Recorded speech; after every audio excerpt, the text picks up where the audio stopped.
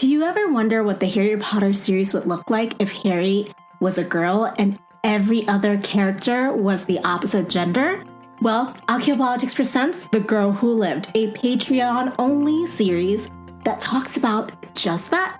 Every episode is based on one character or a group of related characters, and we talk about the patriarchy, what each character would do, what they would look like, how we would think about them, and much more. You can enjoy the show by becoming a patron for as little as $2 a month at patreon.com/archaeopolitics.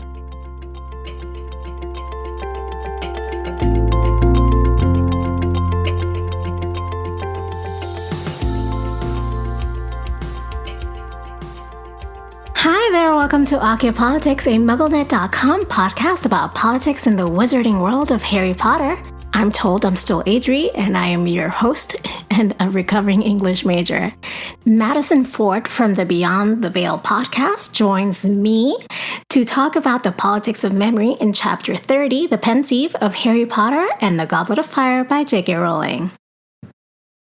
I'd like to give a shout out to our newest patron, Tally Mabe.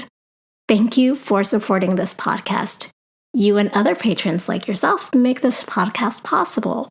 If you would also like to support this podcast, you can become a patron at patreon.com/archaeopolitics.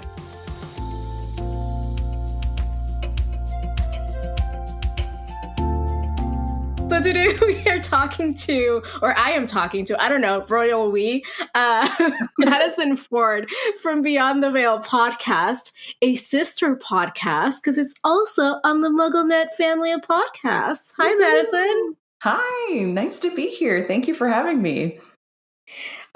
You're so welcome. You're one of the only guest hosts who I have met in person. Yes, that's so strange. Most of the time when I'm talking to guests too, it's very rarely somebody who I've actually seen in the flesh and not just know from the internet. Yeah, and hung out and we drank butter beers. Yes, that was a lot of whiskey and a very fun day. Yeah, so the waiter was like, "Oh, you guys, what did he say?" The waiter said, "Oh, we have the same. You have the same birthday," but he didn't say you have the same birthday as me. So I thought he meant, yeah, you and I have the same birthday. And I was like, I didn't mean to be rude to him, but I was just like, "Oh, we have the same birthday," and you were like, "I don't think so." And then you were like, "Oh, I think he meant him." And I was like, "Oh God, I looked like so rude." He wasn't specific at all, and he did bring us that cheesy popcorn later. So that was so good. I think he knew that the butter beer was quite boozy. Yes. I've never tasted that much whiskey in a drink before. No, and it was good. It wasn't like it was bad, and I don't usually like whiskey, but I never thought of whiskey in butterbeer because all the recipes, it's either vodka or rum because it has more of that flavor profile that fits. Mm-hmm. Butterbeer, so I was like, okay, well, right. We're doing this. It's very good with butterscotch schnapps. That's a very good base for a butterbeer drink. Well. I feel like I'm going to have to try this out. It's devastatingly good, dangerously good. So, see, the one time I made the frozen butter beer, it was I got diet cream soda because I was afraid of all the sugar that was going to be in it because I got butterscotch syrup also. Ooh. So it was diet cream soda because I like diet soda, so it wasn't a thing that I was oh my God, it's gonna be disgusting. But you could use normal cream soda. It's just that it's gonna be a sugar bomb. Yeah. The syrup, the butter flavor, and then I made whipped cream from scratch, from heavy whipping cream with a little bit of powdered sugar, and added butter flavor to that whipping cream. So it had like a buttery like flavor to it also. And then I topped it up like Starbucks style with the syrup again. So it was like basically butterscotch syrup with like diet soda plus whipped cream. That sounds delicious though. Like, I'm not a fan of the frozen butterbeer at the parks, but I think I would drink that. Well, it didn't taste like the one at the parks. Mm-hmm. But it tasted like my idea of like what butterbeer could taste like. And then some recipes have you adding rum flavor to it as well. But I thought I was just like, you could just add real rum. Yeah. And that takes care of that. But I also tried it with whipped cream vodka. Ooh. And it was delicious. That sounds amazing. I've never heard of whipped cream vodka, but I want to try it. So I think the brand is Pinnacle Vodka. Pinnacle. Okay. It's a blue bottle, but I think Smirnoff has started like doing the flavored ones as well. I also think they have marshmallow vodka, if I'm being honest. Yes. Similar flavor profiles, I imagine. Definitely. Also very good with diet soda. Perfect mixer. Listen, I'm just saying, like, Coke Zero Cherry, and I'm sorry if people don't like this, but I do, with whipped cream vodka is heaven. I mean, come on. That sounds amazing. It's like it tastes almost like what's it called when you put ice cream and soda together, like a float? Yeah. Yeah, so something like that. Ooh. A butterbeer float. Yep. That sounds amazing. Ooh, butterbeer float, yes. So now I feel like I don't have any of these ingredients at home, and now I'm just like, maybe it's time to go to the supermarket. I think so. Because it's summer. I don't know. My nieces and nephew are coming to visit, and I can make like a huge batch and then just add alcohol to mine later. And what a fun thing to do with like a niece and a nephew to like, here, we're going to make butterbeer together with whipped cream and stuff. That sounds like fun. Yeah, I mean, I'm not sure they're like huge Harry Potter fans, but they're pretty huge fans of my cooking. So. But also I'm like the extra, like I'm so extra. Like you and I are Gryffindors, so we get each other, you know? Yes. So I'm so extra that like whenever they come over, I'm like, I'm making pancakes from scratch for you guys. And like, they're like always like, yes, please. I love I hadn't thought of Gryffindors as just being extra and that being the thing, but I think that really sums it up pretty perfectly. Just that like I've come to this conclusion later in life from obviously rereading the books and as an adult, looking inside myself because I was like, do I want to be a Gryffindor because Harry was a Gryffindor, or am I really a Gryffindor because every test I take says I'm a Gryffindor, right? And then I'm just like, oh, it's that. It's like the extra thing. Like that's for me, that's like the thing that makes me a Gryffindor. Yeah. Other than like, sticking up for others, blah, blah, blah, blah. Like, I'm gonna make the pancakes from scratch, and I'm gonna like cook some blueberries and make them nice and syrupy and put them on top, and like I'm gonna go. Well, I mean, come on. I mean, I don't like blueberries, but sure. But that sounds good. The metaphorical blueberry. I made them like cinnamon roll pancakes. I've made them funfetti pancakes, s'mores, waffles. Yeah, so I'm like the breakfast person in our house. Yeah, I think I'm gonna come visit for breakfast because that sounds amazing. So they're really excited every time I make breakfast because they're like, yeah, this is gonna be good. This is gonna be good. But then I feel like I'm also being facetious because I'm like, I don't do this for Seth ever. This is just for like the kids. But he, like, in my defense, he's not a big like sweet breakfast person. So I'm just like, my talents are wasted on you. You need the nieces and the nephews to really let you come into your full chef extraness. But enough about extra pancakes and I don't know, this cooking show that we've started, you and I. A cooking podcast.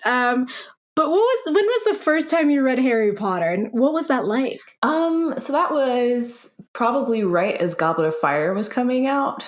All of the commotion of, like, oh, people. Well, that was peak Harry Potter. Yes, exactly. So like the first really big like midnight parties, and there was all of this commotion on the radios. And so my grandfather bought me the books because he heard about them.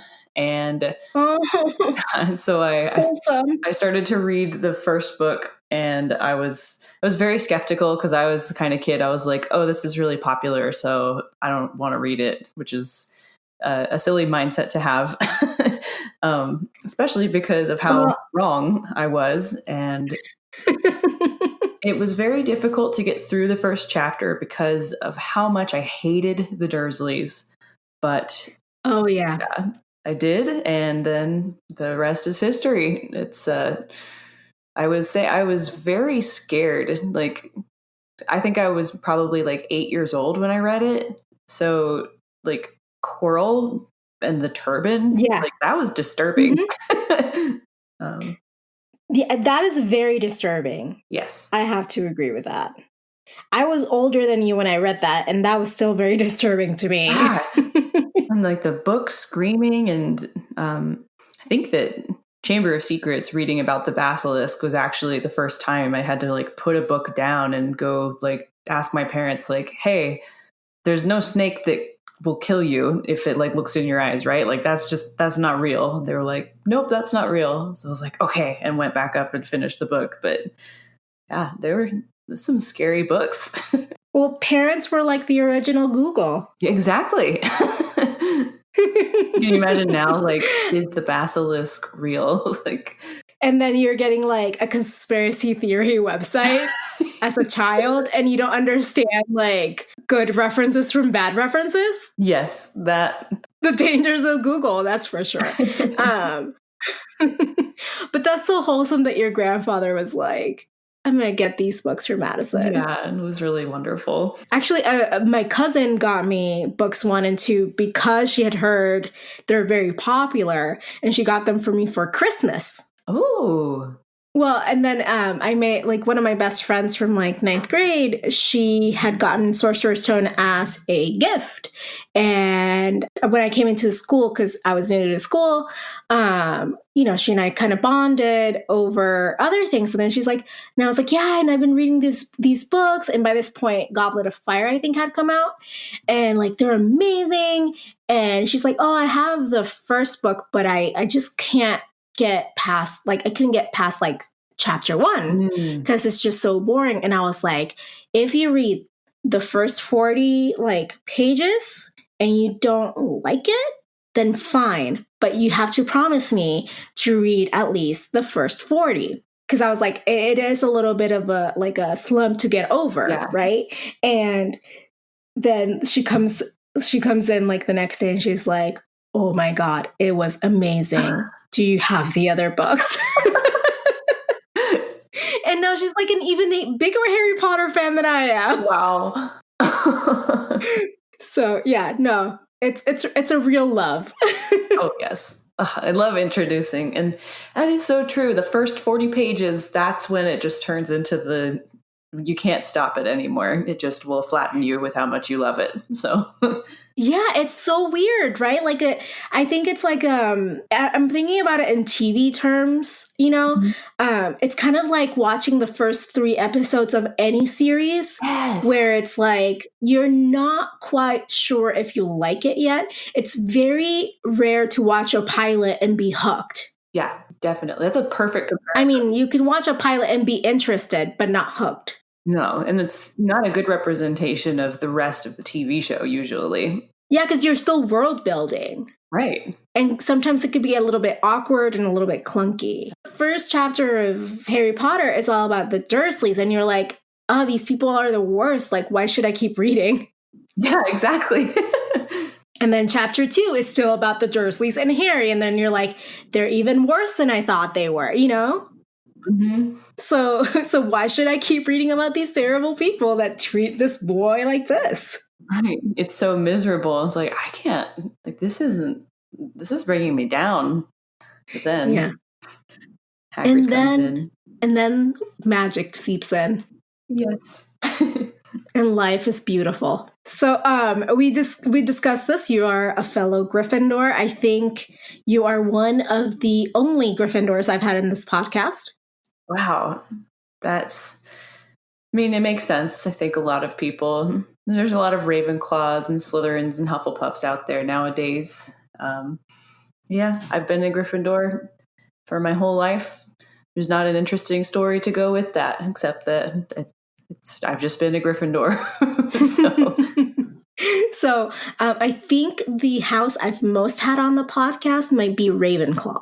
I would imagine, especially with the like political theme, the analysis of Ravenclaws makes sense. I mean, but Gryffindors love to analyze too. We're just maybe a little bit less like, I don't know, studious about it. Right. More like, this is what I think, and I think it very passionately. Exactly. We're very passionate about it. Do you know what house your husband is? Yes, he is a Ravenclaw. Oh, so is my husband. Oh, that's so funny. I made him take the sorting quiz. Oh, it's a fun combination because I think sometimes the like Ravenclaws have a slightly cooler head than we Gryffindors, so it helps balance out the passion, the nice word for what Gryffindors get themselves into sometimes. Yeah. I was just talking to Alex from the Elixir of Life podcast. We were recording the previous episode to this one, and she made a meme of Lizzo, and it got like I posted it onto my Insta stories and credited her, and I think someone took it from my Insta stories and shared it to a page. Or like sent it to this page and this page shared it. I don't think it was the page's fault. It has a lot of followers and it didn't credit her. And I was like, you need to message that page and get your credit. Yeah. And that's then she was your like, brainchild. Yeah, I was like, this is your art. So then she messaged them and she got the credit, and like we're talking about that because at first she was like, it's fine, whatever. And I was like, no, I am so enraged on your behalf. And then she's like, sometimes I just need someone to tell me that it's okay to do things, right? And I was like, oh, I'm sorry if I was being so Gryffindor about it. I just want you to get what you are owed in this life. Exactly. I'm just like, I am all about fairness. I understand completely. Yeah, I was just like, I was thinking after the fact, I was like, I feel like I bullied her into it. Oh my God, I'm so sorry. Oh, so yeah, Gryffindors, we're a lot. We are. That's okay. That's why I say we're extra. Right. So it's like, you're going to do this, you're going to do it now, and I'm probably going to yell about it. But it's because I love you. It's because I love you, yeah. So which character do you most identify with? So I think that it's probably a combination of the Golden Trio, just Harry, Ron, and Hermione. If I try to take one of them out or single one of them out, it doesn't feel quite right. Yeah. So, like a fun way I've started to think about this, I'm like not super into astrology, but like it's really funny to me how like astrology has become like even more mainstream now. Like, birth charts, like what's your like sun sign, what's your rising sign, and what's your moon sign? Harry, Moon and Hermione. Yeah. So I think your sun sign is like yourself, like your most like self sign, and then like your rising is the mask you present to the world or like how you come across to others, and then your moon is your emotions. So maybe that's a good way of thinking about like who you identify with. Yeah, well, that's perfect. So I'm like a Harry sun, like have a like saving people problems and difficulty focusing on things that don't like totally engage me. Then like a moon in Hermione, you know, like perfectionist desires and being able to like put together a study plan or a bag full of books and camping supplies. And then Ron rising, where every problem is answered with a joke. And like the moon and Ron, yes. Yeah. So just all three of them kind of circling around the important pieces of their personality, all relating to me, and maybe because I was so young when I read it. But yeah, that I feels feel like I would probably give a similar answer to you, or even the same answer, like a Son and Harry, a Hermione rising, and like a moon and Ron. Oh, I think this is going to be my new question for everyone. Your sun, moon, and rising in Harry Potter characters. Come on, it's perfect. It is. Oh, God. Well, it's also as accurate as astrology, I guess. Oh, my God. I had like a conversation with a previous guest, a few episodes ago, where we're talking about our, birth charts or whatever. And then she's like, yours is a lot. And I was like, yeah, I think it just says I'm extra, right? Oh, but yeah. So okay. So we've got your sun, your rising, and your moon. But is there anything like I usually like to ask this question because it gives me like an idea of like who people are. Like, is there anything you would change from the books, like a moment, a character, like how a character is portrayed or something like that? If I could change anything, I would have wanted Deathly Hallows to be changed, in that I don't think we got enough information on, like, it's just kind of like, boom, Voldemort's dead, epilogue. It's like, whoa. Like, it takes a lot to get us through those 19 years. I would have liked to see, like, Reconstruction. Yeah, exactly. Like, how does society cope with this post-war era? How do the characters address their mental health needs? How did Ron and Harry like just go into being Aurors? And how did Harry and Ron's relationship change when Ron decided to leave being an Auror and, work with Fred or George? Sorry. So there's all this like really meaty stuff for the characters that happens after the war, and we just miss out on it completely. So I guess that's what fan fiction is for, reading those. But if I could change the books, I would have added that stuff in. Well, I think one of my previous guests, Ben, wants, like he said, like if he would want a like Harry Potter TV show, he would want a TV show about Harry becoming an Auror, like going to the training and everything like that. Yes, that'd be amazing. So, like, imagine Harry and Ron cop training. Yes. Wizard cop training. Yeah. I mean, they could still get in trouble. Right. I think they probably would, but everyone would be scared to tell Harry he did anything wrong, because, like, how do you tell the guy who defeated Voldemort? Like, you can't skip all your paperwork. You have to. You can't just Expelliarmus everyone. Right. Oh, God. Oh, so great. Last chapter, Hermione took a dig at Harry, saying, like, I think he's got the Expelliarmus charm down. We're good to go. And I was just like, ooh, burn. What would you change from the movies? Well, I'm sure we all have lots of things we'd want to change. And I summarized mine into 3 little points. Okay. The first one is more Ginny. Not nearly enough. Uh-huh. Yes. Second is more Quidditch. Goblet of Fire is my favorite book. So there's no Quidditch World Cup. We didn't get to see the Gryffindor win in Prisoner of Azkaban, which, as a Gryffindor, is one of the best moments in all the books when they finally win. Mm-hmm. And the third is cut the burning of the burrow in Half-Blood Prince entirely. Just scrap that. Don't need that. Thank you. Next. Let's go. Which one's your favorite movie, though? I think that it might be Chamber of Secrets. It feels very true to the original feeling of the book. And just, not that Sorcerer's Stone didn't, but I don't know. There's just something about Chamber of Secrets. It really captured that, like, all right, I've been to Hogwarts once. Now I'm coming back and everything's falling apart. Oh, no. So I love that one. Yeah, my favorite was Prisoner of Azkaban, but it's because I love Alfonso Cuarón, who's the director. It was such a beautiful movie. Yeah. I do not enjoy the last part when, like, they freeze frame on Buckbeak and it's, like, and Harry. Yes.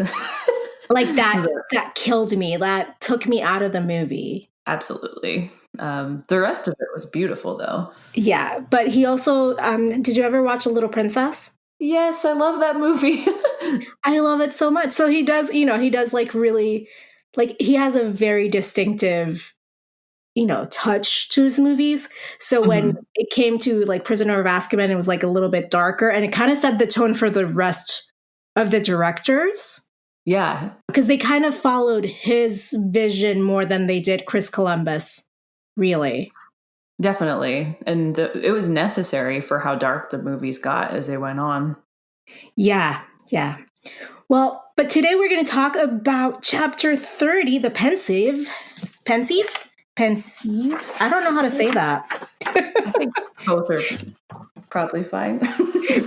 My struggles with English words, a podcast. So we start this chapter and end this chapter in Dumbledore's office. But also, it's just because there's like an added layer of setting because Harry is a very curious young fellow who sees a light and he's like, where is this light coming from? And how can I get there? No question of should I be opening this cabinet door. He just like, all right, I'm going to see what this is. So glad it wasn't like prison. Well, no question of like, this is not my office. Right. So he sees like these like wisps of like not quite smoke, but like wind if it was liquefied is like one of the things that stand out to me is like a description. Mm-hmm. And he's like, I shouldn't touch it with my hands, but I do have a wand. Oh, Harry. Oh, Harry. He does a lot of that in this book, too. Like when he's in the third task and he's like, let me just try and like curse away this mist. And then the world flips upside down. Mm-hmm. Mm-hmm. He's a very, very brave, very individual. I mean, I understand it's like a do first, ask questions later type of approach to the world.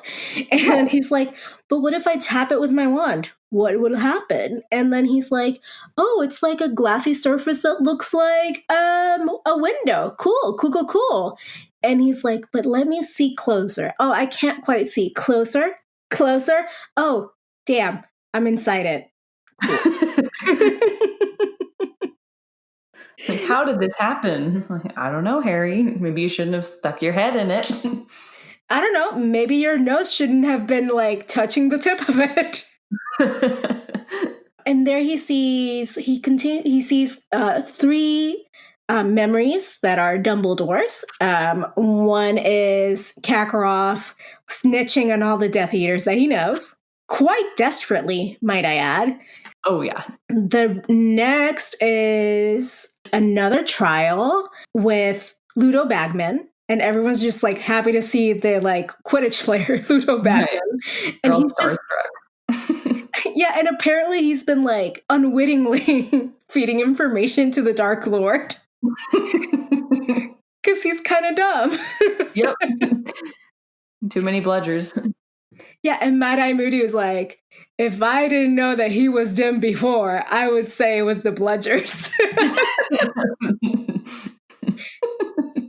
And Mad-Eye Moody still has his 2 eyes on both these memories. He's missing a chunk of his nose, but, otherwise, he's doing okay. And then the last trial he sees is, I'm guessing, Bellatrix Lestrange and 2 other people plus Barty Crouch Jr., who's like, father, and like Crouch is like, you're no son of mine. I don't have a son. And like his wife just faints. And Bellatrix is like super calm about this. Like she's like super chill. She's like, the Dark Lord will rise again. I'm going to sit on this chair like it's a throne and you can't touch me. She's terrifying. Yeah, I know. Like, I don't know if like, do you think the Dementors had any effect on her? No, I don't think so at all. I think she's like, there's a part of me that admires her like single-mindedness and determination. Like that's a particular personality type, but like it just got put into this, this goblet of evil, this goblet of like horror. Yeah, like I think that, that personality is something she always had, right? But then it got surrounded and molded by these hateful ideas. Yeah. And yeah, so I mean, I don't think anyone's like technically born evil, right? It's just like molded evil later on. Exactly. This is when we learn about the Longbottoms and like the torturing that they endured after the Dark Lord was quote unquote defeated by Harry Potter, the child, the baby Harry Potter. And Harry's like, oh, I hadn't even thought of asking Neville about his parents. Oh, Harry. Like, he's known Neville for 4 years. That's like, he's thinking, like, I've known him for 4 years and I never thought to ask. So then, like Dumbledore comes into the pensive and is like, hey, Harry, I think it's time to go now. And Harry's like, oh, shit. Oopsies. I'm in trouble now. Dumbledore's like, hey, it's fine. Curiosity is not a bad thing, but you have to be like careful with your curiosity. I think that was a pretty good, almost parenting moment. Yeah. In the series. So Harry's like asking questions about like Kakarot and Ludo Bagman and then the Longbottoms, and Dumbledore gives him the entire thing. And then he asks about Snape, who was mentioned in one of the memories. And he's like, that is between me and Professor Snape, and we're done. Nothing else on this matter. But before he goes, like, Dumbledore tells him, Neville is allowed to tell his own story. You don't have, please don't tell anyone about what you saw. Which was also another good parenting moment. Yeah, a lot of scores for Dumbledore in this chapter, I would say. A lot of... Yeah, for someone who, like, puts lives at risk on the regular, he's doing okay on this chapter.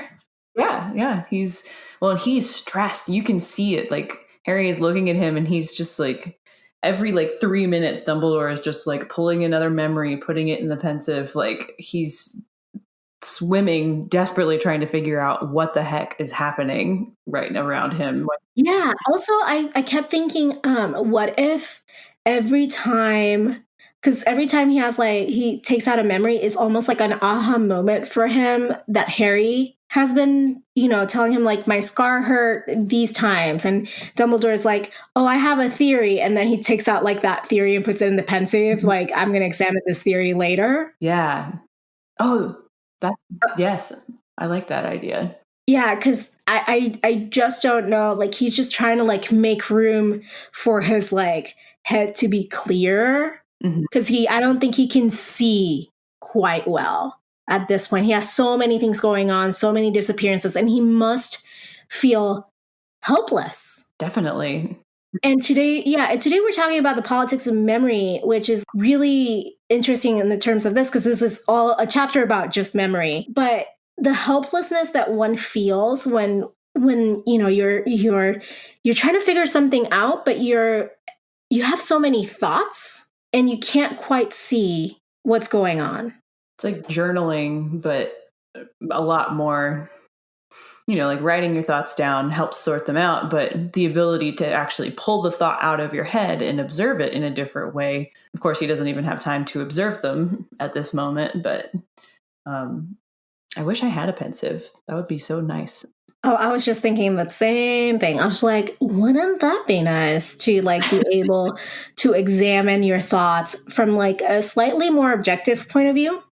Mm-hmm. And you're right. I hadn't thought about journaling as like this act of almost like sorting through your thoughts in a similar way to the pensive, but like I think like just journaling it requires a little bit more effort. Yes, than just pulling the thought out of your brain and watching it like a TV show. Also being kind of engulfed in it, like it's more than just a TV show. It's almost like virtual reality. Yeah. Oh, definitely. You're like in the room as you were in the room, but you can see yourself. Right. And that vividness of being able to like turn and look somewhere that you didn't look the first time and get a whole new idea of what was actually going on in that memory.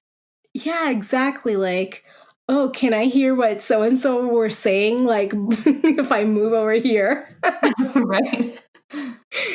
So, yeah, it's like an act of like magic this is the first time we see the pensive, and it's quite illuminating for me of just like we see this like kind of in Tom Riddle's diary, but this time you can tell it's more of like it's less edited than Tom Riddle's diary.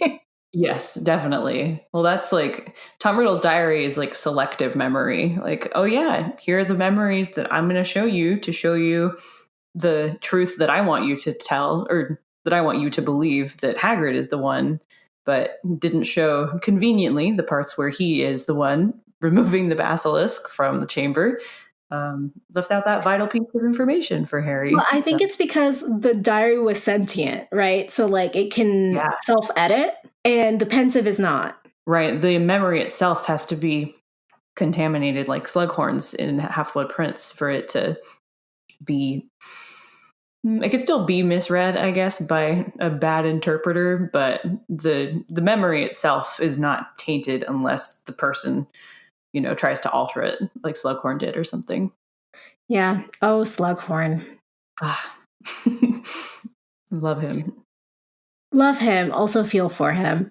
Definitely. How we memorialize people also is really important to us, which is why, for instance, like Confederate statues shouldn't be a thing. 100%. Yeah. And also because they were used like in the fight for civil rights as like a reminder of like, no, you will not have civil rights. Right. And like people still get up in arms about like, oh no, but this is our heritage. You will not erase our history. And I was like, well, they were put up in the 60s. Calm down. Yeah. And also, is this your history? Like, do you want to memorialize the worst parts of you? It's like if we had like Death Eater statues. Exactly. Nobody wants those. Like, I don't want a Bellatrix Lestrange like looking down at me. Thank you. And it's just so strange that these are, in the ways that different societies will go about like making memory, like historical memories of these time periods, where you have in a country like Germany, where it's not like they look upon, like the Nazi regime as like this super awesome time, that it's looked at as with more honesty, I guess. Like, this is what was done, and we do not, we're not like happy about it. Whereas you have something like Confederate statues, it takes away the looking at what actually happened in that time. Like saying that the Civil War was fought over just states' rights and not over slavery. It's not really honest to what actually happened. Yeah, I didn't even know that was a thing that was taught in schools. Oh yeah, I thought about that a lot as reading this chapter, because when you look at somebody like Lucius Malfoy, who's like, oh yeah, like it was all the Imperius curse. I didn't do this myself, and how he's like, it's like he's giving a false memories, these false accounts of what actually happened. And you have things like in history books in our country where things are being written that do not reflect the facts, and our society's memories of particular events are being altered, where have some really horrific mistruths about like the realities of slavery. And like, I think maybe in Texas there was a bill passed to like, or not a bill, but it was agreed upon to like take Hillary Clinton out of the history books, which it's why is that a thing? Texas, my adopted state. Why do you do this to me? No. Well, also Texas is one of those states that in history books, it's states' rights and not slavery. Yeah. I mean, I studied history, like U.S. history as a Puerto Rican in Puerto Rico, and like definitely said it was about slavery. Right. Yeah, but then like my husband was telling me, because he grew up in Texas, that when he was taught that, it was about states' rights. And it wasn't until much later, as a student of history in college, that he learned the truth. Yeah. Well, and it's amazing that it can just, the way that you can get rid of the progress that a generation can make by doing something like abolishing slavery, which obviously that's not the end of the road, but you know, that's a big step in history. And then to act like it's not even a part of history, it just gets rid of the fact that like, hey, this is a step we had to make and we have to keep making steps over and over again. It acts like there was never even a problem, but actually there was, and there still is a problem. And how altering like a society's memory of its own history is such a dangerous thing. And it's interesting in this chapter. I really don't like Barty Crouch Sr. because of how dishonest he can be, or he was, about his situation with his son. You know, the whole like, oh yeah, like my son's in Azkaban, but he's not my son anymore, except that I broke him out of Azkaban and he's secretly living with me under an invisibility cloak all the time. It's just, that's so dishonest. It's so sneaky. Yeah. And also, I think when we were talking earlier about you going to your parents and asking about the basilisk, and I was like, well, Google, imagine like going to Google now as a child with that query and like not being able to differentiate like a good source from a bad source. Mm-hmm. That also makes me think in the terms of like history and memory. So my husband went to school at a time where like the internet wasn't a thing, so he couldn't just like, what was this war about really, right? Yeah. And he couldn't get like these hits about like slavery or not, or states' rights or whatever. But like kids now have like access to the internet and computers, and that could be a double-edged sword in the same way that the basilisk question could be a double-edged sword. Yes. Because they could find articles that confirm what they've heard in school and like all these conspiracy theories, or they could learn the truth, right?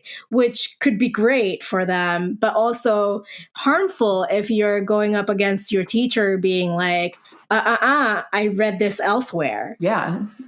Well, I hadn't even thought about the role of conspiracy theories in this, but you know, like Holocaust deniers and people who thought Sandy Hook was faked and stuff like that. Like that's a whole, that's like alternative memories that they have. Yeah. And so they're creating this whole new world. Exactly. It's like changing the entire narrative of existence to it's terrifying just thinking about it. Well, you know, and like when you're talking about someone like Barty Crouch, he's also someone who's like altering the narrative around himself, because he, instead of saying he's my son, but he's being, you know, he's in Azkaban now or whatever. Let's say like we didn't know the rest of the stuff.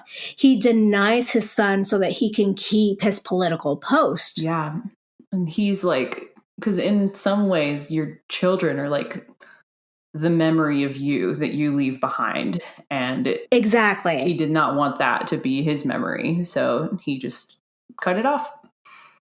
Yeah, your children are your legacy almost, right? So I was talking on the Patreon episodes, The Girl Who Lived, which we do like gender bent. Like we imagine Harry Potter as like all the characters were the other gender. Even though gender is non-binary, I know this, but we needed to put some constraints into this. Right.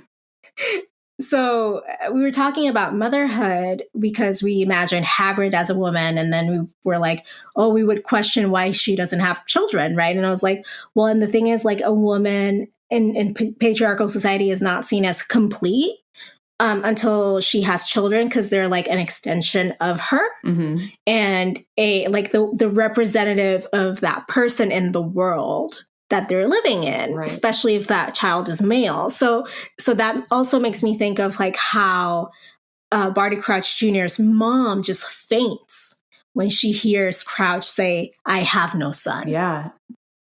Because he, like, the son is an extension of her. And by denying that, Barty Crouch is denying her existence almost, in a way. Like, her personhood is gone now. Yeah, so she faints. Oh, poor woman. Yeah, so denying her personhood and like all the labor she did, like quite literally, to bring this other person into the world. Yeah. Ooh, It's heavy. Memory, man. Something I thought of an interesting representation of memory in this chapter was the first thing Harry walks in, and he's like, oh, it was just like he remembered with all of the headmaster portraits. And I thought it's such a wonderful way of, like, you have all these former, passed away headmasters of Hogwarts who are like literally there, memorialized in painting, and then whispering their advice to the current headmaster and, listening in on the problems. And what a fun, magical way of, like, thinking about how the people we have memories of who we would like to, help us move forward and solve our problems. The idea that they can be there, like, whispering to you from behind the curtains. I don't know. I find the portraits, it's very sweet. I like the idea of that, being there to help you out as the new headmaster. Yeah, and it also kind of creates this idea of memory intertwined with legacy of, like, you're only in this position because those who came before you made it possible. Yeah. So you better listen to the lessons and advice of those who came before you, because it might be helpful moving forward. And like that idea of like history is this thing that seems linear, but it's actually cyclical. And it will just keep repeating itself until, you can find a way to move it to a different level or move it forward a little bit. But you will always, like, the more forward we move, the more resistance you're going to face. Yes. So sadly, I see like the current political climate that we have as a direct reaction to having our first Black president. Absolutely. Because people weren't mad about necessarily his policies, or because he was quite conservative for a Democrat, honestly. And I think that he felt that he had to be because he was the first Black president. Like, there's a whole like racial aspect to that. Yeah. Which I kind of understand, like, because when, as a person of color, when you're presenting in front of like someone else, you have to be like so, aware of like all these other things that are going on. And I imagine as a Black man, that's like, that multiplies that experience. Oh, definitely. In for a Black man or woman, and also in like holding the highest office in our government. Yes. So, like, my tiny experience is like magnified to that level. They weren't necessarily mad about his policies. They were just mad there was a Black person holding the highest office. And so this like white supremacist, like, underbelly that's always existed in America became mainstream. Seeing a Black president, for those, like you said, that underbelly, it becomes this open attack on an ideal for the first, in a really big way, for the first time. And it's just, it's like all of a sudden backed into a corner, just this fierce, ferocious, all the power that it has comes out because of this feeling. It's like, oh, like, this could end, this dominance that has been in society. Like, this may not be this way forever. And I think it scared a lot of people in that group quite a bit. I remember seeing, after Obama was elected, that like a ton of people were kind of just like protesting his election by like showing like him being lynched or something like that, or like showing like ropes, reminding Black people of their place, that kind of thing. And that's the energy that propelled and made this administration possible. And, so it wasn't about as much, I mean, yeah, sure, like the legalization of like gay marriage was also a factor in this, but I am almost 100% sure that it was more of a race issue rather than a sexuality issue. Because when you look back at the things like, the Civil War being taught as something that was about states' rights, it's for a long time, I think, like white people were able to really avoid racial issues in society. It was just kind of brushed under the rug, like, see, no, this isn't an issue. This isn't an issue. And then all of a sudden, when you have a Black president, the issues, they just become visual. There's no way to hide from the tension that is still underlying all of society that has been very clear to people of color.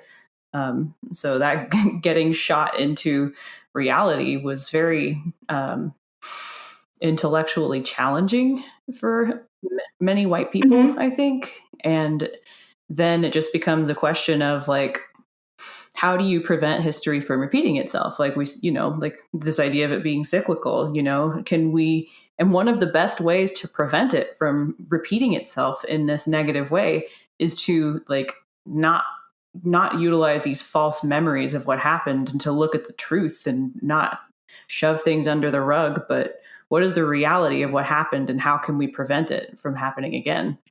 I think what happens a lot of times is that we forget about like racial tensions and we deny that there are any racial tensions in America because we're like, oh no, we've come so far, right? And then people say something like, oh, I don't see color or whatever. And what that means is I don't see color until someone of color is doing better than I am. Yep. And then it becomes a problem because then it reminds them, and then because they're okay with people of color as long as people of color are still like somewhat oppressed or not, doing or not visibly doing well, or like have a stage to be a role model to other people of color so that they can see that they can also attain that. Right. This is anecdotal, but I've met a few people who say like, I don't see race, like I'm in an interracial marriage or whatever. And then they'll say comments like, well, my significant other's aunt is, a person of color and she's very rich and is doing very well. And they say it with this tone of like almost anger. Oh no. And I don't know if they notice that tone or like, but it's almost like, but why am I not, Yeah. If she is. Or if they are. And then I've also had instances in which I've been told like something like, well, racism isn't really a thing anymore because if it were, you wouldn't be making more money than me or you wouldn't be in a higher position than me. And I was like, oh my God. Is this what we're going with? You're going to tell me that racism isn't a thing anymore? Okay. Because I have a higher position than you, a person who almost dropped out of high school and that's all the education you have. And then I have a master's degree and I had to fight tooth and nail to get like even this middle level promotion. Oh my gosh. Okay, cool. How are people so ridiculous? But they have no problem with like a white woman or a white man who might be our boss having less education than me, making much more money than both of us, This reminds me a lot. But I'm the problem. Okay. It's like the Malfoys. I think of how like Draco and Lucius, it so gets under their skin that Hermione is so talented and intelligent. And yeah, it's that kind of thing. Like, oh, well, like it's almost like Draco could have kept that part of his personality under control, except that Hermione was just so much better at him than everything and everybody else. Well, it's almost like, let's say if like Lucius Malfoy said, okay, fine, we're okay with like Muggleborns going to Hogwarts, whatever. And then Hermione came in and blew everyone away. And he's like, these Muggleborns must go. Yes. Yeah. So yeah, it's like that thing of like, but you're not one of us. How dare you like be better? Yeah. That must mean that this prejudice is over if you are in a place where you can do better than me. By your natural abilities and like strong work ethic. Right. But we deserve everything. We were born into this world. I should be on top. Me, because I'm the best, right? Well, and it's just the way that we think about like history and memory, right? Like I'm just like, guys, weren't all Americans technically immigrants? We forget about that history tidbit, right? Like we're just gonna forget that like we came here on boats and killed the people who lived here and displaced the survivors. Right. And it's, that's another, this role of memory in our, in American history, a lot of it comes from the way that these stories are told in textbooks and framed in, national discussions talking about something like Columbus Day, like there are all of these different ways where we're just not like the story of Thanksgiving, like none of this is what really happened. Can we tell the real story and maybe we can actually make some progress on issues that do affect everybody? It just well, what is the role of like a like feel good story in the terms of like history? Why do we feel the need to put rose colored glasses through everything so that we can seem benevolent when we never were, type thing? Mm-hmm. Like if we were telling the truth always about history, then a lot of more people wouldn't feel as patriotic. And if a lot of people don't feel patriotic, then who would enlist in the army? And who would be like chanting USA at things, Yeah. And it just reminds me of like the Roman Empire and like how one of the things that the Romans figured out quite quickly is that like a sense of patriotism was essential to holding on to the empire. And so they indoctrinated the youth with all these stories about the founding of Rome and like the wolf and the twins and like all these other things to like imbibe a sense of like, we must defend our like empire at all costs, That's such a great example because that having these feel good stories, like like all these friendly, gatherings at Thanksgiving and the like amazing, wonderful discovery of the Americas by this incredible explorer. And if you get those to what they actually were and to like the pieces of what actually happened, then it becomes very ugly and like shameful, like it can make people feel a great deal of shame about the place that they live and how their society they live in came to be. And like you said, how is the system that is in place going to continue to be supported if you feel shame about the place where you live instead of pride? Yeah. Yeah. I didn't get to feel like all these complicated emotions until I actually found out the true story of colonialism in Puerto Rico. All the things that happened like through colonialism, like drug trials on the birth control pill being tried on Black women in Puerto Rico or like dark-skinned women and all these other things without their consent or knowledge. They were just being like systematically just phased out. Like, no, we'll widen out the island. And like also women being actually operated on in like prisons and stuff, and like being made sterile without their consent or knowledge. Yep. So like all these other things about like colonialism as I mean, I talk about like the colonialism of the body as well, like of women's bodies. Um, and and our minds and the way that we've been indoctrinated to think about the United States. But then when like you hear like the true stories, you're just like, how can I feel patriotic about my oppressor? So I really struggle with that a lot. Yeah, absolutely. And I feel like a lot of women are getting to that point now in the United States of like, how can I feel patriotic about this oppression against like my medical health? Yeah. Like I'm just trying to make medical decisions about my body, and that's not cool, So how can I feel patriotic about like a system that oppresses me in such like a personal way? Right. Also, colonialism of the body in the mainland.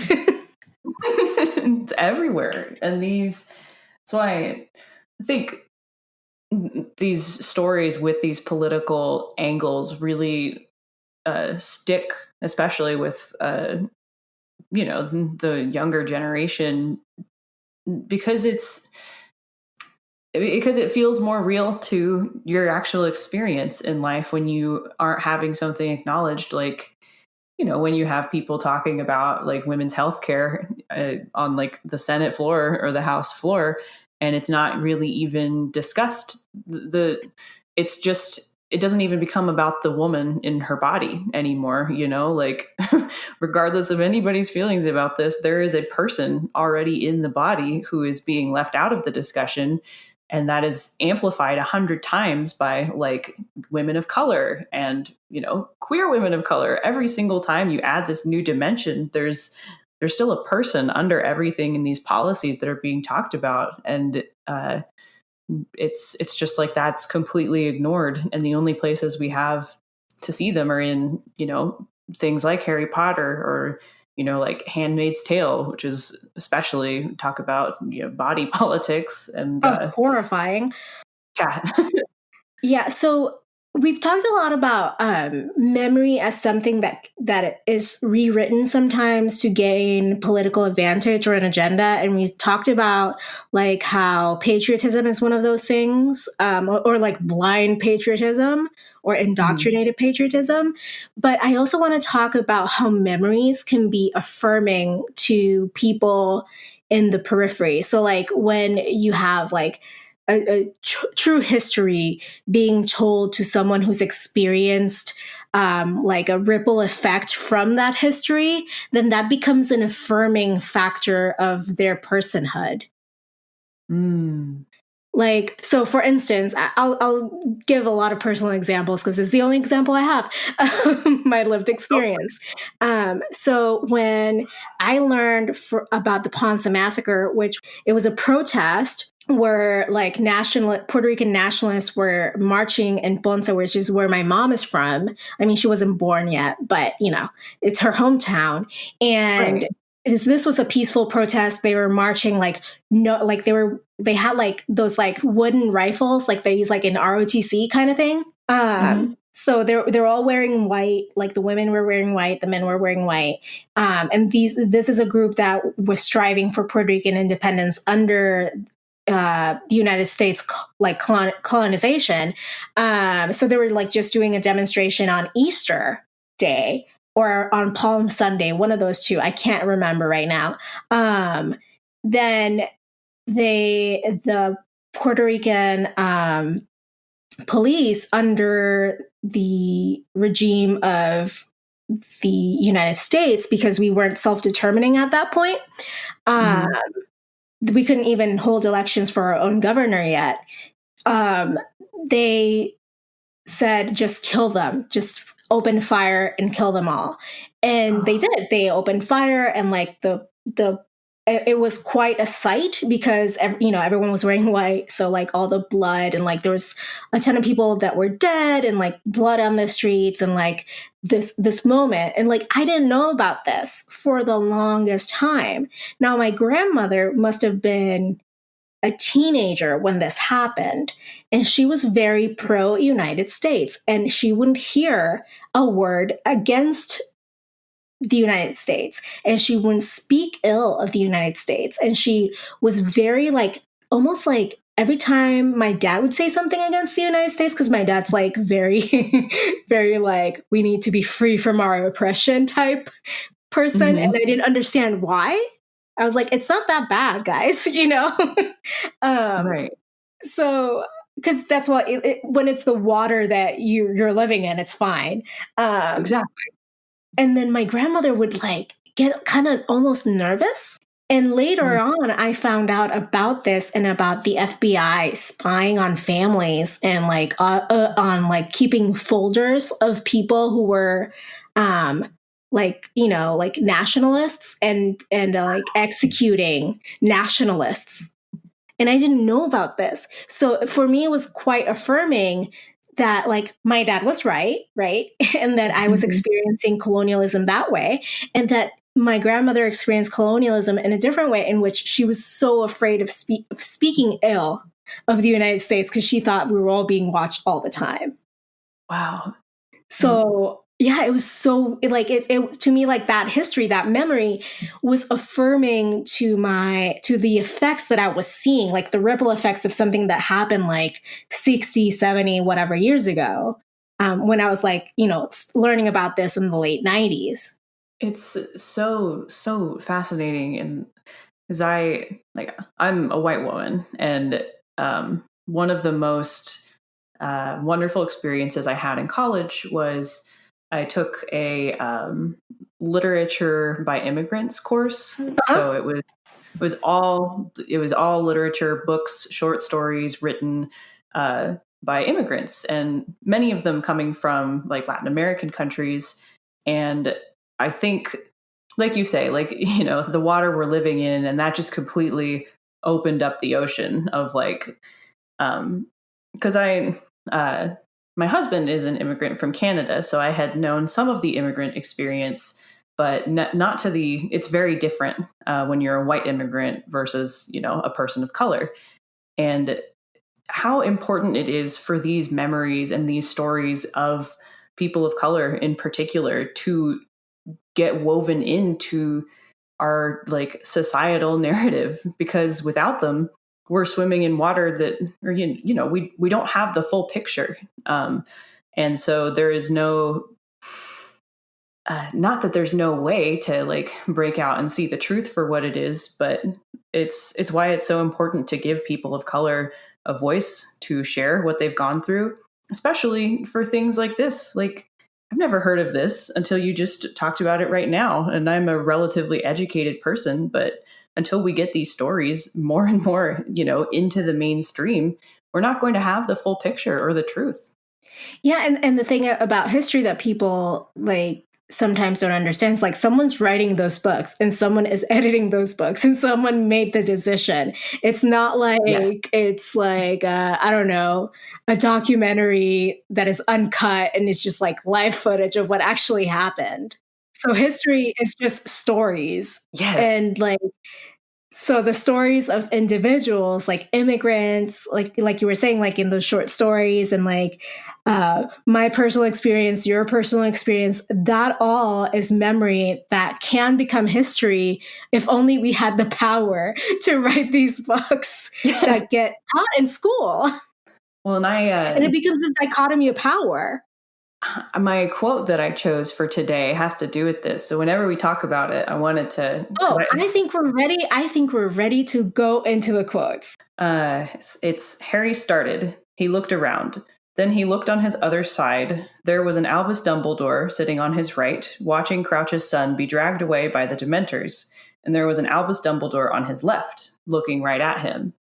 And this really jumped out at me because this is the moment where Harry and the reader get to see that there is the Dumbledore is the one who is in charge of this story, you know, the presence of the Rememberer. And I was just thinking about how, like, you know, it's Dumbledore is the narrator of what you're absorbing. And the whole time sitting in these trials, Dumbledore is looking down and he's like, he's defending Snape, right? He's feeling kind of pity for Karkaroff because, he's being kind of pitiful. Definitely feeling pity for Barty Crouch Jr., despite what he may or may not have done, which they're not sure of at this point. But, because Dumbledore knows, like, he was a former wizard supremacist, so he's kind of looking like, man, these guys are getting thrown to the Dementors. This is a really, like, awful situation. And then sitting next to him the whole time is Mad-Eye Moody. And Mad-Eye Moody is someone who he's seen as an ally the whole time, He's a good guy. He's an Auror. He would never be on the dark side. But if Dumbledore had allowed himself just enough suspicion of Moody to investigate, just, you know what I mean? Just to look a little bit into maybe Moody has something to do with Harry's name being in the goblet and this return of Voldemort. Obviously, it wasn't Moody himself, but if he had allowed himself to have that suspicion, maybe he would have figured out earlier that something was not quite right with the Moody who was in that situation. And with Dumbledore's memory, Moody's the one sitting beside him the whole time. And so what you were saying reminded me of this, just because, like, Dumbledore here is the narrator. It's important. Like, since Dumbledore is the narrator, he has this bias of seeing Moody as an ally. And if anybody had been able to remove that bias, I just wonder how things could have changed. So I got a little Gryffindor passionate because I was very excited about thinking about that. But yeah. Well, it also, I don't know, makes me think about how memory is and history is okay as long as you trust the person who's in charge of telling you this. Yeah. So we trust Dumbledore's memory because we trust Dumbledore. But if we were in the mind of Snape, we might become a little suspicious at this point. Right.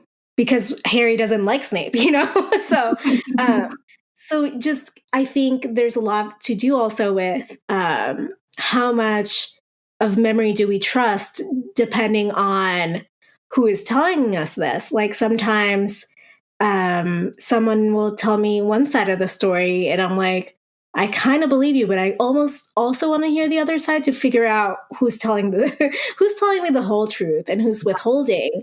And I mean, it happens all the time. And it's so interesting because I don't think that Dumbledore is in these memories withholding, particularly because he was, snuck up upon and did not expect Harry to be swimming through his memories. But there's still this, like, it makes you wonder what other memories he has that might have been more relevant, but he can't see them because of his position in this situation. Yeah, exactly. Like, I was just like, yeah, it made me also wonder, like, what if there's other memories that are relevant to this that are not just a plot point? That are not just plot points to throw your suspicion to Ludo Bagman or Kakarot. And like also because we had already heard about Barty Crouch Jr. and how he died and whatever, just getting more insight into Barty Crouch Sr. and like misdirection. Right. Well, what if there was a memory that Dumbledore had of Moody during some, a capture of a Death Eater or something, that would have shown. And he did something like that wasn't completely above board. Right. Exactly. That would have been helpful to have. Just a little. Well, my quote is different, actually. Mine is about agency of memory. Ooh, yes, let's do it.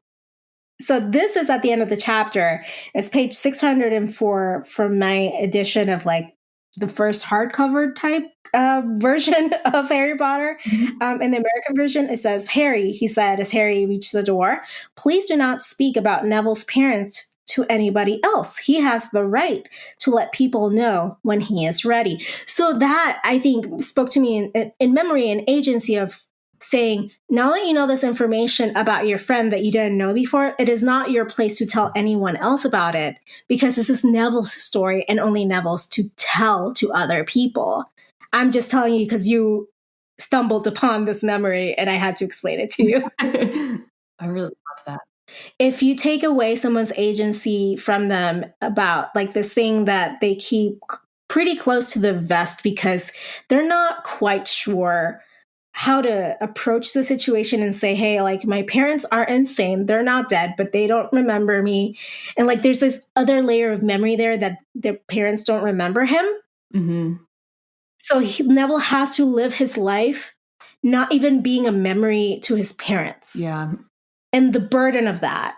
And then so he is burdened with that. And then on top of that, he's burdened with this history, right? And like the secret, not secret, but this knowledge of that. And then how can he tell his friends when he really doesn't seem to have many close friends? And like vulnerability is the way that you make friends, but then he doesn't, like there's a lot of things that he's burdened by, and he's not enough for his grandmother, and he's not enough for his family. So like he's just caught into this like with a burden of memory and expectation. Yeah.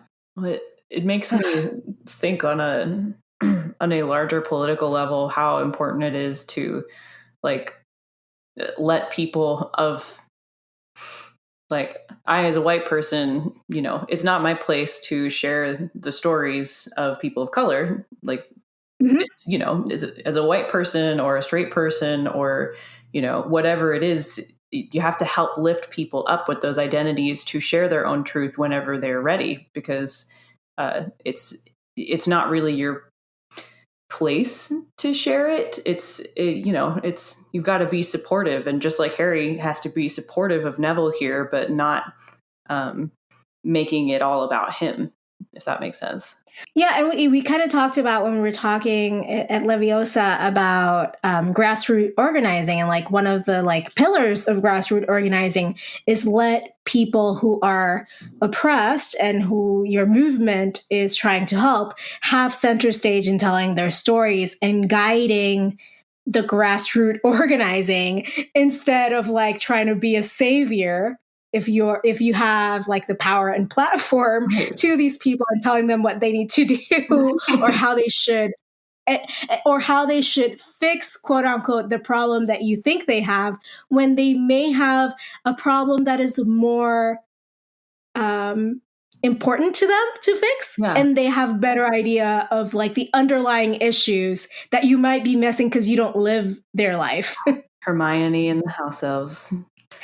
Yeah, how did you know? Yeah, and like she means well, and no one's saying that like community organizers and that do this, that take center stage, do not mean well, but it's not effective. And if we're going for effectiveness, we might want to give center stage and power to people of color or people who are subjugated in this movement. Right.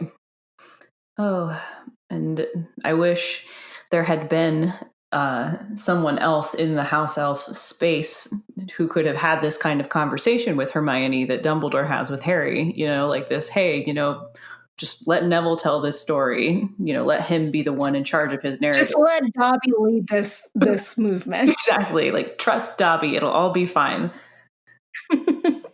Okay, so speaking of characters, who is the character that exemplifies the politic of memory for you in this chapter? For me, I think it has been Barty Crouch Sr., just because of the different ways he is working with memory. He is like a creator of memory and an eraser of memories. He, along with the jury, is writing history. He's saying these people are guilty. These people are going to Azkaban. These people are, sentenced to death. All of these different things.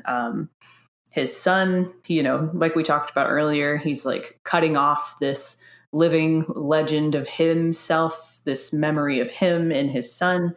And then all of this like these secret dealings behind the scenes where he is changing everything that he said. And I think he's really an embodiment of this like living memory, like the process of actively creating and destroying the different narratives that exist. It's kind of a pessimistic view, I guess. I really disliked him in this chapter for being ruthless. Yeah, for being ruthless. And I mean, I'm sure we could talk about the criminal justice system for a long time, but oh yeah, oh boy. It made me think about in the books and also in our real lives, what kind of impact the criminal justice system has on our memories. How would it be different if Death Eaters hadn't been sent to Azkaban without a trial? How would wizarding memories of that time be changed? Would they have been able to more easily prevent Voldemort's recruit during the Second War? And I think that Barty Crouch Jr. messes this up for everybody and is a jerk.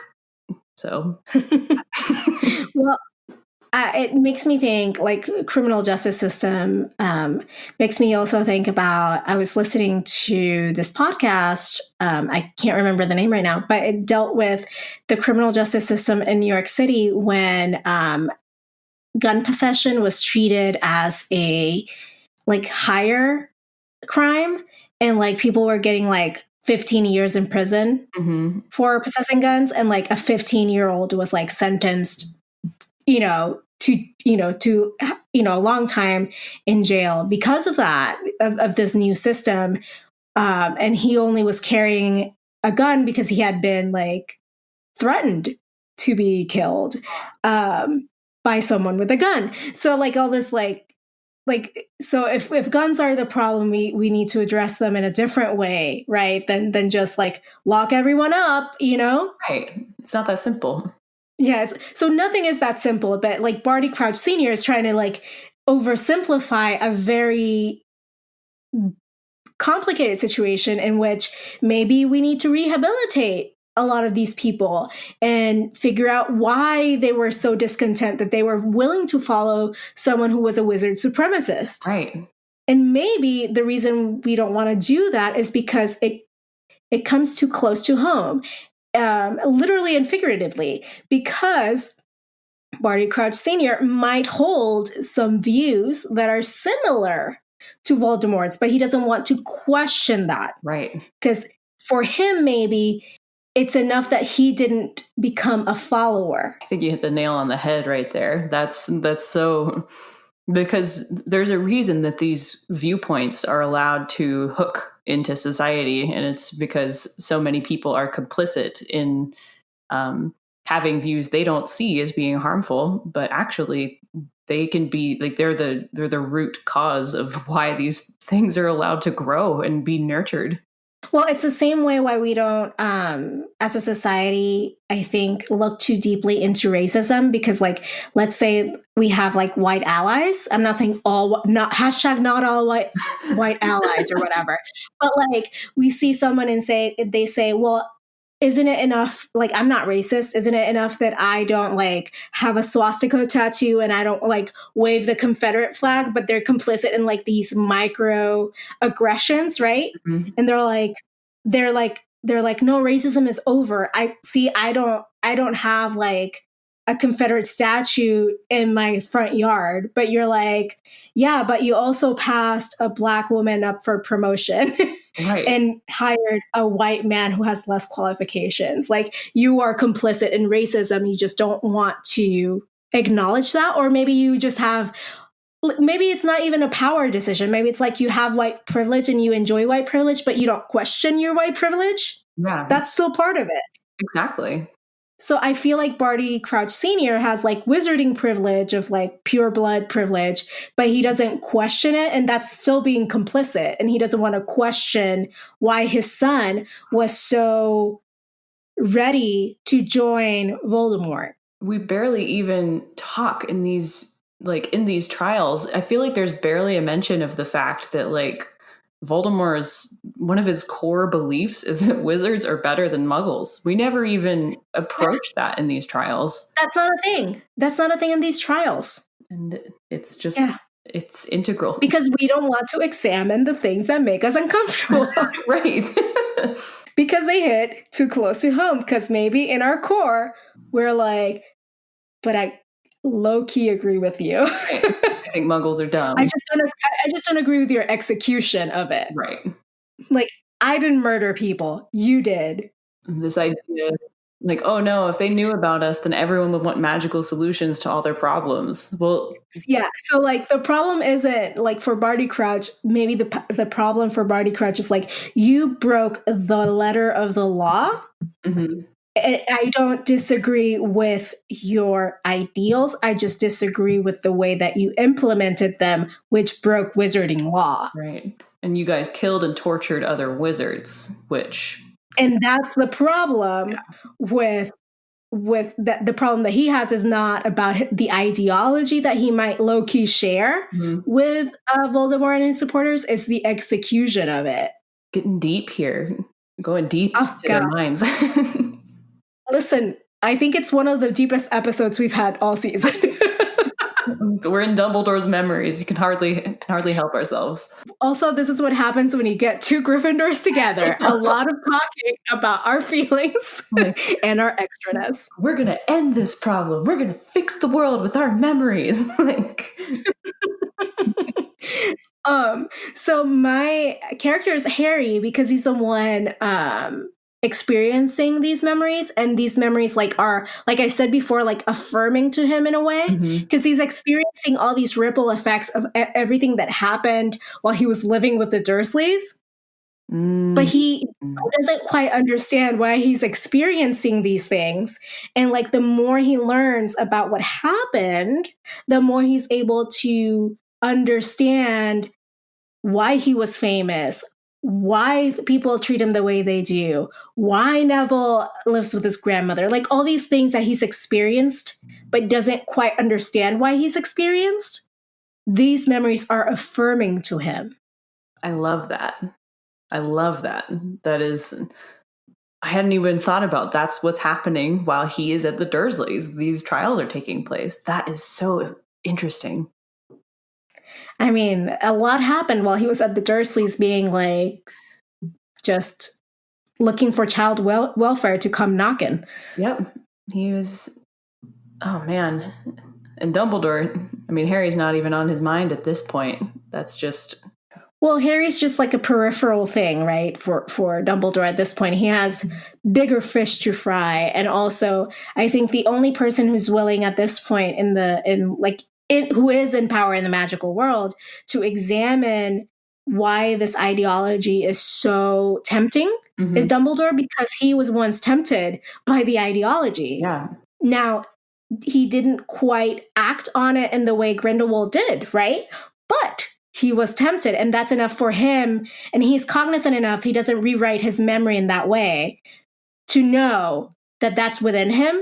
So if that's within him, it's within everyone else, which is why he's able to look at Barty Crouch Jr. and like not judge him as harshly, because he was probably about the same age. Yeah. He just didn't have that opportunity, and potentially he didn't also have it in him. Like, he could have found a point of stopping before Barty Crouch.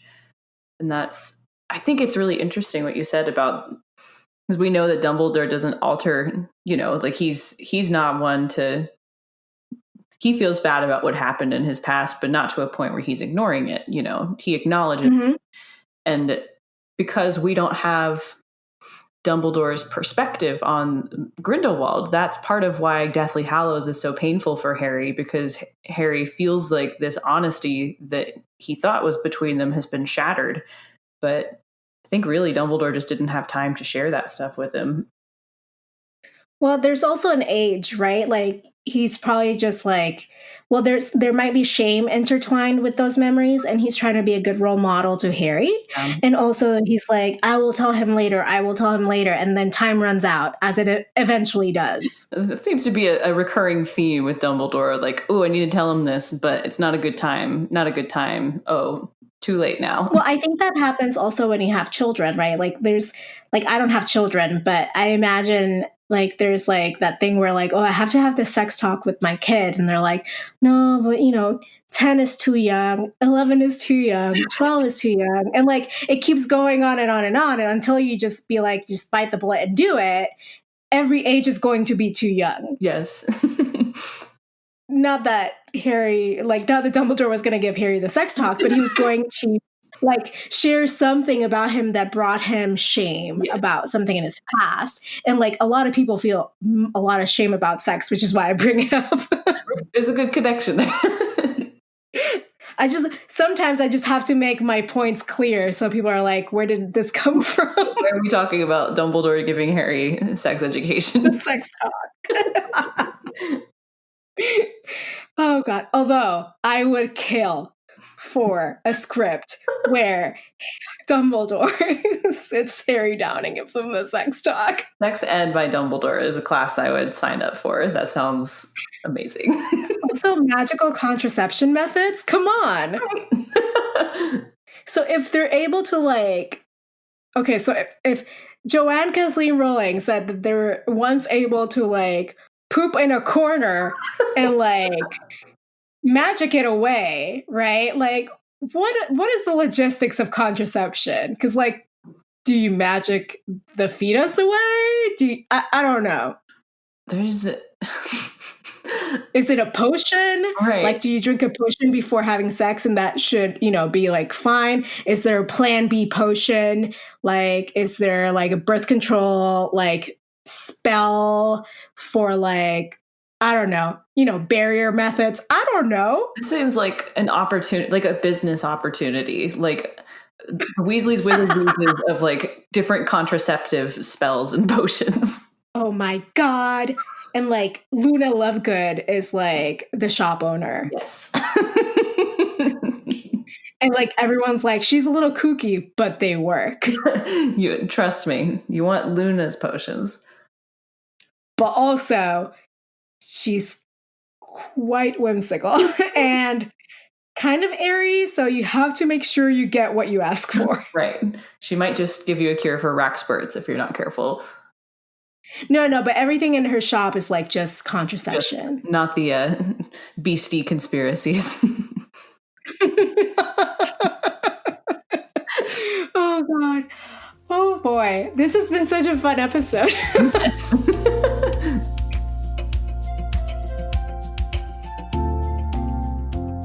We went from like high level political memory talk to just sex talk. Yep. Great. The world of Potter. You can go anywhere you want. Anywhere. All right. So we end the episodes usually by asking, I end the episode by asking what media you've been consuming, because I want to know what I should put on my watch list or like reading list. So I have fallen into Outlander on Netflix. Yes. Yeah. Yes. Oh my gosh. It's just, I mean, talk about, rewriting history and memory. So, Britain and Scotland and getting whisked back in time to, it's just, I'm a Renaissance festival nerd. I love that kind of stuff. And the idea of being whisked away by a handsome Scottish man on a whirlwind journey through time. I don't know what's not to like, it's of course. And also like seeing like your current husband's ancestor and he's a douchebag. Awful.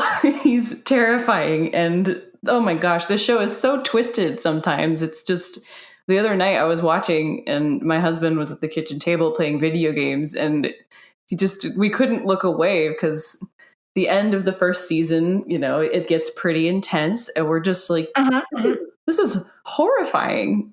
This is absolutely horrifying. But, like it's still such a fun, great show. It gets a little gruesome and real sometimes, but I appreciate that about it. I appreciate that it doesn't shy away from, some of this stuff is stuff that people went through and go through, and there's always more handsome Scottish man romance at the end of it. So, well, it's pretty historically accurate in that way of like not shying away from, so how some historical romances shy away from like the nitty gritty gruesome realities of a certain period in time to just like portray it as this wonderful thing. Right. This does not do that. Oh no. It is all out there, quite literally. And the highly, highly recommend. It's very fun, and it's nice when you have a female protagonist who's like in a romance novel, and it's not just, I don't know, like a 50 Shades of Grey situation, Anastasia Steele. Like, yeah, no, she is very independent and she don't need no man, but also he's hot. right. So I'll just tell you what I told my friend so that going in, because I did not know this. I'm not going to spoil it for anyone, don't worry. But when you get to season 2, because Netflix only has 2 seasons of it, and there's like 4 out. Oh. Yeah. So you get to the end of season 2, and the cliffhanger is so intense that I went to Amazon Prime and got the Stars channel on Amazon Prime so I could continue watching it because I could not sleep. Oh my God. Not knowing. Okay. So I'll do that preemptively, I guess, because I'm getting through season 2 now. I'm like halfway through. So definitely going to need that. Oh my gosh. I mean, I'm so nervous now. I told my friend this because she was like complaining about having too many subscriptions, and I was like, well, then I wouldn't finish this because as long as the second you finish it, you're going to want to know because it's like a pretty like intense cliffhanger. And I mean, it closes the story, but not really, like in a way where you're like, I want more, like a very Harry Potter cliffhanger. Mm-hmm. And I spent money on getting Stars just for that. And she was like, well, I can't stop now. So I guess I'm doing it. And she did. Like the moment she finished season 2, she got it too. Well, oh boy, I'm excited. So I would say listeners, if you don't want to add another subscription to your already growing plan of subscriptions, do not start Outlander. Like you're too far gone now, Madison. Yeah, it's too late. I accept it. I accept my fate. Well, speaking of Netflix, I watched Stranger Things season 3. And I was so enamored by Eleven's romper that I because we watched it the day it came out. Like we watched that episode where she tries the romper on, that I started looking online for the romper and I found it on Target and I ordered it and now it's sold out and it's a size too big. Because I thought it's a junior size romper. So I was like, well, I have to size up because it's not like lady size, Right. And it's too big on me, but I will make it work. Because her outfits were bopping in this season. Yes. So if anyone else wants the romper, it is now sold out. My nearest Target said it had it in store, and I went the day it said it had it in store. It was sold out. Wow. And I was just like, I just need a size smaller. It's like a little bit too big. Like obviously it fits, but it's not fitting like it should. But I was like, fine, I guess I'll make it work. I'll put safety pins inside it or something. So I'm probably going to be 11 for Halloween in that romper because I already have like the curly hair she had in that episode. So I was just like, this is pretty easy. Just like romper, a little bit of blood on the nose, and that's it. Perfect. I love it. But Madison, tell us about your podcast. What's it about? Where can we find it? Where can we find you on social? So I am the host and producer of Beyond the Veil, which is another MuggleNet Harry Potter podcast. And it's about mental health. More specifically, we're usually talking to fans from across the world, and they tell their stories of how Harry Potter has positively impacted their lives, maybe help them manage mental health or overcome a big life obstacle. And so I talk to all these different people about the amazing positive things Harry Potter has done in their life. And sometimes we talk to mental health professionals who will give insight on just why these books are so amazing for so many people. And we are on Instagram and Facebook. We are Beyond the Veil Pod. And on Twitter, we are Beyond the Veil MN for MuggleNet. And that's the podcast. It can be a little heavy sometimes, but I think I'm biased, obviously, but I think it's usually really worth it. There's a lot of really wonderful stories from people out there. So definitely give a listen if that's what you're interested in. I know a lot of psychiatrists and psychologists use Harry Potter as like a basis for children who are like have read the series or have watched the movies in like explaining mental health issues to them. Yeah. Dementors are really great. I've seen like Devil's Snare used as an anxiety panic attack metaphor. There's just so much. Every single lens you could look at Harry Potter through, you could talk about for thousands of hours. So, well, which is why it's great for a podcast. Exactly. Yeah, and like Dementors, I know have been used as like a depression type metaphor. Definitely, Dementors with depression. Boggarts and fear is a good one. I definitely use humor as a coping mechanism, but I think finding something funny in what you're afraid of can definitely be helpful. And there's... Oh, yeah, no. Humor as a coping mechanism is a big brand. Yes. Some really interesting stuff with... there is a therapist named Jennifer Morris, and she has some interesting pieces on Horcruxes as negative core beliefs and using principles of cognitive behavioral therapy to help destroy your Horcruxes. Oh, wow. That is amazing. Yeah, it's deep stuff. It's fun. You know, I need to talk to my therapist about this. She's not a Harry Potter head. Oh, no. Maybe I should get a new one. No, she's amazing. I won't. But I told her I did a Harry Potter podcast. And the next time she's like, what's your podcast about? I wanted to say Lord of the Rings, but I know that's wrong. And I was like, I was very dramatic about it. This is not in my head. I mean, love Lord of the Rings, but I don't have a podcast about Lord of the Rings. But this is not the same. Yeah. Yeah. Well, I think, people are like, well, fantasy, whatever. Right. But they're very different. Very, very different. Yeah. Anyhow, thank you so much for being on the podcast. I loved having you on. Thank you for having me. It's been nice and a little strange being on the other side, not being the host. So this has been delightful. Thank you. I mean, you did a fantastic job. What are you talking about? I'm about to give you the show over. Be like, Madison, host it from now on. I'm out.